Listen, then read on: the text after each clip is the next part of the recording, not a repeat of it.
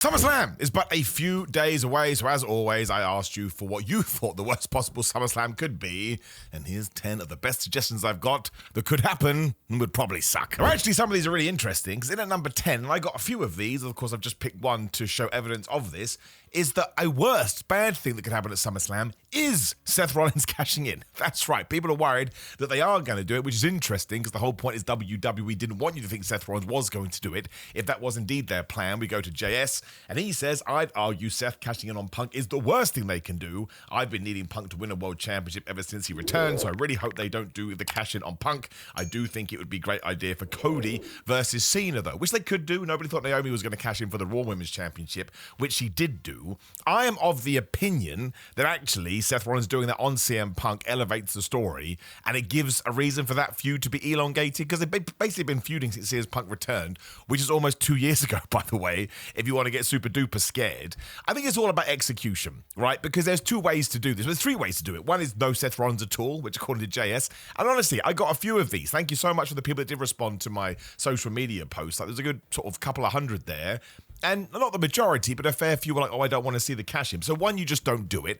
Two, you do it after CM Punk wins. So we kind of ate what we did at WrestleMania 40 with Drew McIntyre and CM Punk and Damian Priest. Or he interrupts before Punk wins. He makes it a three-way. Then he can either pin Punk. The reason I like the three-way is if he pins Punk, then Gunther can be inserted into this. And Gunther can be like, what am I, chopped liver? How has this gone down?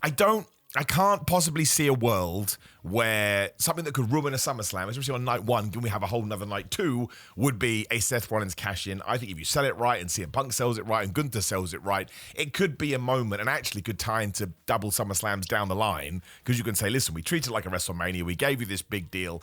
I would be surprised at the very latest. This time next week, I think we'll have had a cash-in, be that on Raw or be that on SummerSlam. I think it's going to happen on one of them. It all just depends when WWE wants to do it. Of course, I may be in work like an absolute idiot, but that's fine. That's why I watch wrestling. So I appreciate it. I appreciate a lot of people. Well, you're Punk fans, right? And you don't want Punk to get screwed. But that's why I think it's a good story. You're emotionally connected to this, which means WWE must have done something, right? But if I were going to hazard a guess, I think you're going to be very, very sad within the next few days, because I think it's going to happen. Number 9 was another one I got loads of. I've kind of done it in the order they came through in terms of, oh my gosh, the percentages here. And that is LA Knight has no role. Now, I'm recording this on Wednesday, so we have 2 days before SmackDown where LA Knight could be in something.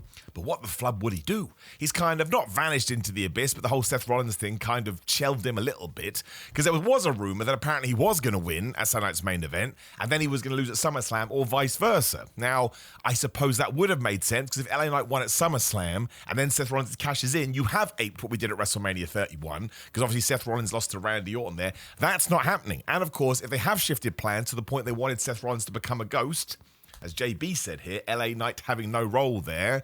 Well, JB, I'm a bit worried for you. And you're right, this would be a terrible thing. Having LA Knight on the show makes SummerSlam better. Having not LA Knight on the show, which is not proper grammatical sentence structure, does make it worse. It does. It brings it down. And if anything, I kind of believe this and I kind of don't, because I think you should serve stories more than anything else. But it does kind of feel like he deserves to be there. He's such a funny chap because he's so high up the echelon and people just love him. And yet he never really smashes through for whatever reason. Some people on the internet speculate that Triple H must hate him. I don't know where you got that from. He's involved in some massive storylines, but speculate to your heart's content, because that is half the fun. But there are a lot of people that were worried about LA Knight not appearing on SummerSlam, and this is one that I'm pretty confident with. I don't see where you fit him in unless we could have some kind of crazy battle royal. Like, who would he fight right now? Maybe he could be involved in the US title stuff as a run-in, but I kind of feel like he moved on from there. Maybe he gets involved with the Roman Reigns tag team match. He does hate Bron Breaker. He does hate Bronson Reed. I can't see it. That feels like too many cooks in the kitchen. I don't think anyone's going to be at SummerSlam. So you're right. If you want to tick that box for the badness, well, tick it now. So I got 2 for the next one at number 8, because I wouldn't say I was surprised, but I was intrigued to see which way people were lying. And don't get me wrong, I got a couple from each side. But the one I got more of was Jade Cargill not winning. That's right. Or, as KOTV22 here says, Tiffany retaining. Or, wrestling with your something. Probably good that got cut off. It could be bad. Jade not winning the gold. And that's kind of the consensus I got from social media, which surprised me, because poor Jade Cargill gets horrible things thrown at her all the time. But most people feel like this is Jade Cargill's time to win. I would agree with you. Now, my super prediction for this is that she would have won and Naomi would have done the cash-in. But now I kind of get why we did it Evolution instead, because if Seth Rollins is going to do that, it's the exact same story, although WWE sometimes doesn't mind copy and pasting. I just think Jade Cargill, she doesn't need to be one of these tragic figures. And it's good to be a tragic figure sometimes. Cody Rhodes at WrestleMania 39 was a tragic figure. I just think that she should win, and I think she should just beat Tiffany Stratton. It should just be two people kicking the crap of each other. You get a winner and you get a loser, and then take that loss and try and, I don't know, refine it around Tiffany's character so she can be more interesting and grow and evolve, because that's what you want from everybody in professional wrestling. You can't tick the same box all the time. As I go back to talk about ticking boxes, I would actually use this to turn Tiffany Stratton heel down the line. I understand she gets massive reactions from the crowd, and you can still accept those reactions, but I would do something where she can play more of the bad guy. I just think she's better at it. I think her work is better when she's able to be the villain, and it gives Jade Cargill something to play off, because babyface matches are hard, especially when you've essentially got two jacked women, right? You just want them to kick ass. You don't really want them to be, I don't know, you want one of them to be a bit of a dick, right? That's just what I'm going to say. The shame with this feud is I didn't get more promo time, because the build to SummerSlam has been so fast, and you can go back and watch my video from yesterday when we talked about Raw. I think that's kind of the prevailing theme at the moment. But lots of people want Jade Cargill to win, and I think I would be the same. Well, I am the same. I think it's time to give her a run as world champion. Let's see what we can do. So many people want to throw insults at her in-ring work, but let's just wait and see. Let's judge it on a case-by-case basis instead of going, oh no, we can't do this. Well, we should try, right? There's 52 weeks of programming a year. There's multiple shows. There's multiple promotions. If Jade Cargill looks like a star, she feels like a star, she sounds like a star, let's butt her up, and maybe that will be the missing piece that turns it into the star of all stars. And I really, really hope it does. Tiffany Stratton's going to be fine regardless, because she got over in record quick time. But again, listen, this is an interesting one because I got loads of these. I don't think Tiffany Stratton winning makes it the worst SummerSlam ever, but I also asked you to ground it in reality. So what we have learned is that Jade Cargill's got a lot of fans. That sounds lovely. Lots of you wanted the fantasy book as well, because you are convinced there is going to be a cash-in, but now, probably given what happened on Raw with Bron Breaker saying I'm the leader, and Bronson Reed having the case, this is completely made up, but more power to you. Again, I got more than one of these, so I was like, is this something I've missed? Is there a rumor out there, which is that Bron Breaker cashes in the briefcase, but he doesn't succeed, he fails, and I guess that would make it bad because Bron Breakker had an amazing Raw, and if he does do that and probably loses the tag team match, although I don't think he'll get pinned, that's a bad night for him. But essentially you wanted to kick off the Seth Rollins feud now, which is way too soon, and we shouldn't do that. So that's where the worst element came in. But my man John says Bron Breakker cashes in, sets one of the briefcase and loses. But who would he even cash in on? Punk? I guess on behalf of Seth Rollins? That to me is a bad idea. There's nothing good about that. It doesn't make any sense with the story because WWE within law has told you if you have a briefcase, you have to lose it for it to become in the possession of somebody else. Bron Breakker doesn't need it. You don't need to break up this group right now. I don't think Seth Rollins is going to be away for that long. And the only thing we do need to do when Seth returns is allow Bronson Reed to continue to steal shoes, because that was hilarious. I got a couple of those as well. The worst thing is that he could thieve more boots, which was very funny. And Bron Breakker needs to continue to be this killing machine that's also very amusing on the microphone. These two things work. I always compare it to Kurt Angle. He could do whatever the flub he wanted outside of the ring when it came to silliness and goofiness because he was so big inside the ring. But a lot of you think this is going to be a thing. I think you're totally fine. Bron Breakker is not going to leave SummerSlam as a champion, and he's not going to leave SummerSlam as a failed cash-in winner. He won't even have the briefcase. That really would be like Vince McMahon booking, which we don't need to go back to, and apparently Triple H doesn't even like the Money in the Bank briefcase, so I don't think he's going to do sports entertainment stuff with it. But hey, you're worried, and I'm here to tell you, it would make for a crappy SummerSlam, though, because we've really heated Bron Breakker up on Monday. It was a great job. It was a great angle. Smash Roman Reigns and Jey Uso, and we should continue that on in the match, even though I think Roman and Jey will win. But ultimately, he needs all of that momentum and fire we built up to carry on. This would totally pour water on it. Don't do it. Number 5 was interference in the Cody Rhodes-John Cena match. Now, I think a lot of you are referencing Travis Scott, but some people left this completely open, like my man Blackstar, who said fucking interference in Cena's match. We can swear again now. That's my fault, because I said in my original post, wait, YouTube's changed its rules and now profanity is okay. So instead of interfering in Cena's match, it's effing interference in Cena's match. But I think you mean Travis Scott. Like I say, but too many of you left it too open-ended, so I had to put it in there, right slap bang in the middle of things, or at number 6, I should say. I think we're probably getting some interference. Otherwise, why? It could be a hardcore match or a street fight because we want to make sure that John Cena can have as much fun as possible in that sandbox. Because again, some people think that he needs bells and whistles. Maybe he does, maybe he doesn't. I don't mind interference in this match, depending on who it is. I just don't really think Cody Rhodes has any allies, and John Cena definitely doesn't have any allies apart from that man that we'll talk about in around about 5 entries. Surprise, surprise, wink, wink, nudge, nudge. But if he's not going to be there, I don't think The Rock's going to be there. I think we all need to just shelve that one now. We said every single big event, he's got a crazy amount of movies he's doing. I think we should just leave that over there, right? The Final Boss was fun. He may never come back. At this stage, we do not know. But I don't think we need to worry about it either. It's in the past now. You can't worry about that stuff. You'll drive yourself crazy. But I just don't see who would interfere. Maybe Ron Killings, but again, we kind of feel like we've moved past that now. And even if we did, at least it's a story beat. But I don't think it's going to tie into the finish. I do think we'll get a title shot from Cody. I think he'll, probably punt John Cena right in the balls. I think John Cena will probably kick out because I think a babyface turn is coming and then Crossroads 1, 2, 3. But I'm just not going to ruin SummerSlam if somebody runs in, depending who it is. So in the ambiguous sense, I think we're okay. You may as well use the rules as we have set them up. Is somebody from a few months ago. Well, again, give it 5 minutes, we're going to get into it. And number 5 was that Karrion Kross and Scarlett leave right after SummerSlam, which absolutely ties into rumors and speculation. My man Sam said it here, Karrion Kross leaving straight after. I hope they offer him a new contract or he's already signed one. Such a huge following, merch flying off the shelves, different and unique within the roster. We need him to stay at all costs. Now, yes, the word is his contract is up and that it hasn't been renewed as of yet. I would always take this stuff with a pinch of salt because we don't know. And Karrion Kross has certainly embraced that meta booking, where maybe he leaked this out there because he knows he has signed a new deal. He did say to Sami Zayn, I'll leave you alone forever if I do lose. And of course, if Sami Zayn loses, he has to say something to Karrion Kross. Maybe it is, are you signing a new deal? And Karrion will go, ha ha ha, yes I am. I got you all. But that would suck because Karrion Kross is definitely more popular than he was. Or more popular than he has been for a while. But I still feel like he's a divisive character, which I think is good. Some people don't really like the slow pace. I, for one, love the slow pace. I find it intriguing. I find it compelling. And it actually breaks up matches and cards because it just feels like nothing else on the show. I would like him to be continued to utilize. I would like him to be in a proper mid-card feud. That's no disrespect to Sami Zayn, but of course I think Sami Zayn's about to climb back up and probably win a world championship. As I don't think we're going to do that with Karrion and Scarlett. I'd like them to be thrown into, I don't know, I can't even think of somebody now, but maybe like a US title or an IC title kind of a thing. Maybe not the IC title, but I guess you probably could turn Dominic babyface by doing a program with him.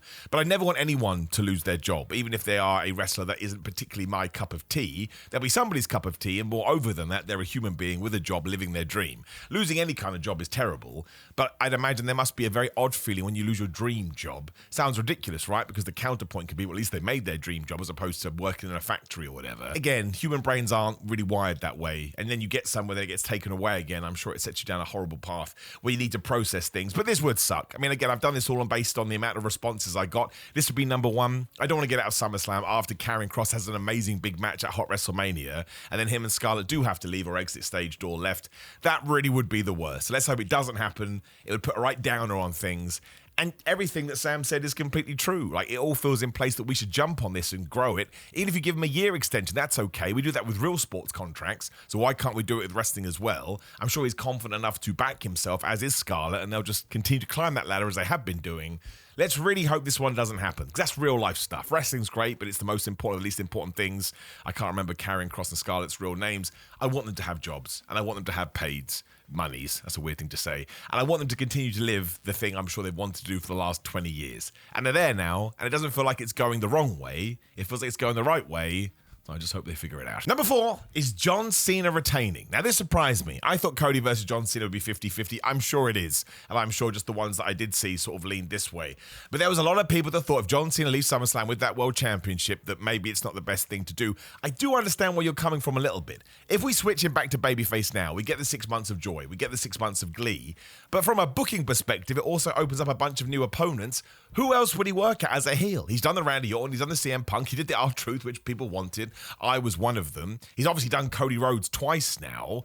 I don't think there's anybody else on the babyface side he needs to fight. Like, him going heel is actually more fun because I'm still convinced we're going to do the Logan Paul match. I know, but I think that's why we did the tag team match, and if he fused with Logan Paul, no one's booing John Cena. They're not booing him anyway. You could do the Drew McIntyre stuff. You could do the Seth Rollins stuff. You could sort of, really elevate a Bron Breaker and do that with John Cena. You can't do any of those guys at the moment because I don't think WWE is going to pivot to where they are on the babyface and heel side. So look, I don't know whether that's what Sam 09, boom on the screen, was thinking, because all I got was John Cena retaining, e.g. that would be a bad thing to happen at SummerSlam. Maybe you're just a massive Cody Rhodes fan. You want to see the belt go back on him there.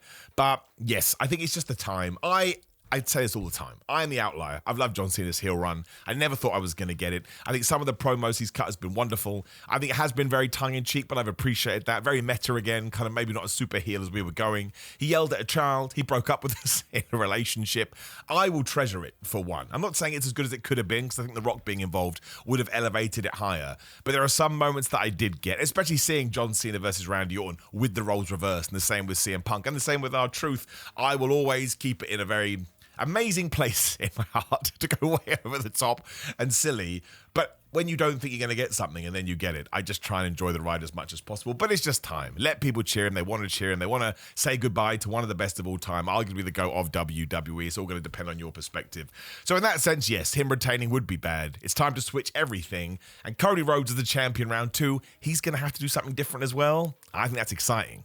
Also, 2 words, Randy Orton. And this ties in as well. We'll get Kaiser right on the screen because he said a Cena Cody double turn. Now that came in and I was like, okay. And then boom, boom, boom. So many people like, yeah. I don't want to see that either. Please do not turn Cody Rhodes heel. It's not the time. Like, the time to turn somebody heel isn't just because they've been babyface for a long time. You feel it, right? Which sounds so dumb, but if you watch wrestling, you know what I'm talking about. You feel it and go, man, now is the time. And Cody Rhodes is still getting cheered. Cody Rhodes is still getting massive pops. Even when he did whip John Cena's ass and made him sign that contract, people were still cheering and thought this was cool. Wait until... You don't want to leave it too late either, but wait until you feel that groundswell. Wait until you feel it in the crowd. We're like, oh man, I think we've lost something here. That connection is going. And it will, which is something to do with Cody Rhodes. It's called life. It's called being a human. It's called being a professional wrestler. But there's no need to do a double turn here because John Cena can lose, come out on Monday or Friday and go, I'm really, really sorry, and then punch Logan Paul in the face. He's a babyface. It will take less than a week. Whereas everything, all the equity that Cody Rhodes has built up from his return, from his torn pec to finishing his story, there's loads we can do, especially because I just mentioned it. I want the Randy Orton feud, and Randy Orton has to be the heel here because that's the way we planted the seeds. Randy Orton ain't on SummerSlam, or is he? Am I getting that wrong? No, he is. Of course, it's the tag team match. But that, to me, feels like we've kept him away from the main storylines, and I think that could be on purpose. So a double turn here is not needed. I think you would be trying to do something the fans wouldn't gravitate towards, and a double turn needs to be executed quite well. Of course, the Bret Hart, Steve Austin one is the greatest of all time, although I'm sure there's others not thinking about. Really actually appreciate what the Acclaim did on Collision, I think it was last week. I thought that was a good double turn. It may have been forced, but that's my whole point. I think Tony Khan looked at the situation. Well, a lot of people are cheering Max Caster and Anthony Bowens. You're kind of sort of in the middle at the moment, so let's see what we can do. And I think actually both roles sort those guys better. But you don't need to do it here. You just don't. It's not the time. And also, if we're going to have all of these other twists and turns, you don't need to overbook SummerSlam. You could save that for a television, or you could save it till later in the year. You could save it till next year's WrestleMania, especially if we are going to do Cody Rhodes versus CM Punk. A babyface Cody Rhodes taking on CM Punk is way more interesting. So, not the worst thing ever, because I think they're both such good professionals, they would figure it out. But it just doesn't make any sense from a booking point of view, and that would annoy me as a fan, and I am a nerd, so we shouldn't do it. It is a bad idea. As it turns out, a lot of you agree with it too. This was the absolute best one, and it would have been number 1 just because loads of people liked it and talked about it. But Phil Turton said, and this is the number 2 worst thing that could happen, which actually is true, given the amount of responses I got. Drew McIntyre is unable to make it back to the United States, so Logan Paul's mystery partner is Jake Paul.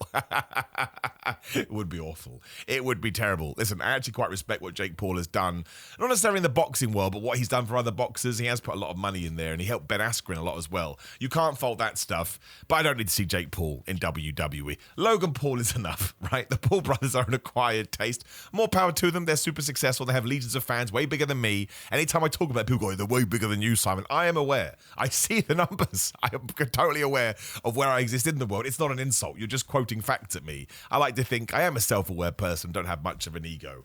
But I can only talk about it from my vantage point, and I don't want to see Jake Paul. Imagine Jake Paul and Logan Paul versus Randy Orton and Jelly Roll would officially be the weirdest match ever. And I'd have to go to the doctor afterwards and say, listen, dude, you got to test me because I think I may have just taken some drugs. And of course, we end with number 1. Nothing else that came close. As soon as I did this post, it was like ping, ping, ping, ping, ping. Every single one was Travis Scott returns. To help John Cena, to just be on the show, to do a concert, to pop his head up and go, oh man, I'm back. The one I saw was Zach, who said Travis Scott could return. The reports about his falling out with WWE could be BS.